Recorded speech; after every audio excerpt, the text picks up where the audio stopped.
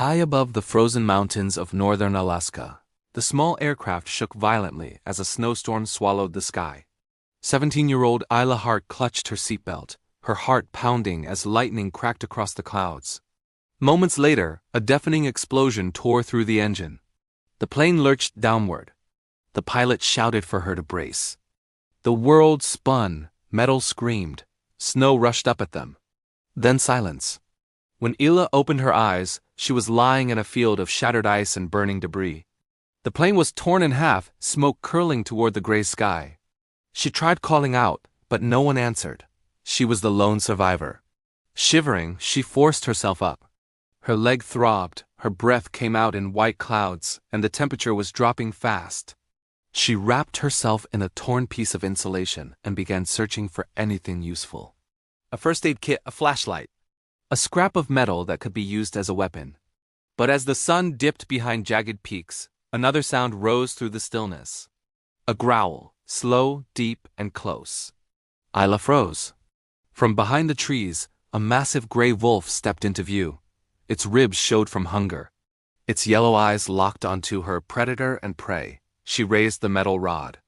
"Not today," she whispered, terrified but determined. The wolf circled her, each step measured. Isla backed toward the wreckage, searching for higher ground, but the snow was deep, and her injured leg dragged. The wolf lunged. She swung the rod, metal clashing against teeth. The force knocked her backward, but the wolf staggered too. It recovered quickly. With a snarl, it leaped again. This time Isla dodged, rolling in the snow, grabbing a broken panel from the fuselage. As the wolf charged again, she lifted the panel like a shield. The wolf slammed into it, and for a moment she heard its sharp breath against the metal. Both were weakening. Both knew only one of them would leave this clearing alive. Isla's arms shook, but she held firm. When the wolf attacked for the final time, she thrust the metal rod forward with everything she had. The wolf collapsed into the snow, the forest falling silent once more. Isla dropped to her knees. She wasn't just fighting the wolf. She was fighting the cold, the fear, and the crushing loneliness of survival. Hours passed. The temperature sank. Her eyelids grew heavy. But just as she felt herself slipping into darkness, she heard a distant thumping rotor blades slicing through the air. A rescue helicopter. Mustering the last ounce of strength she had, Isla waved the flashlight she found in the wreckage.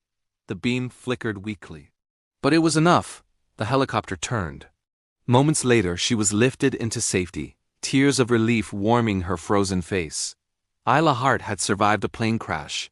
She had faced a starving predator. She had fought the wild and won. From that day forward, she would never see herself as ordinary again. She was a survivor carved by the sky.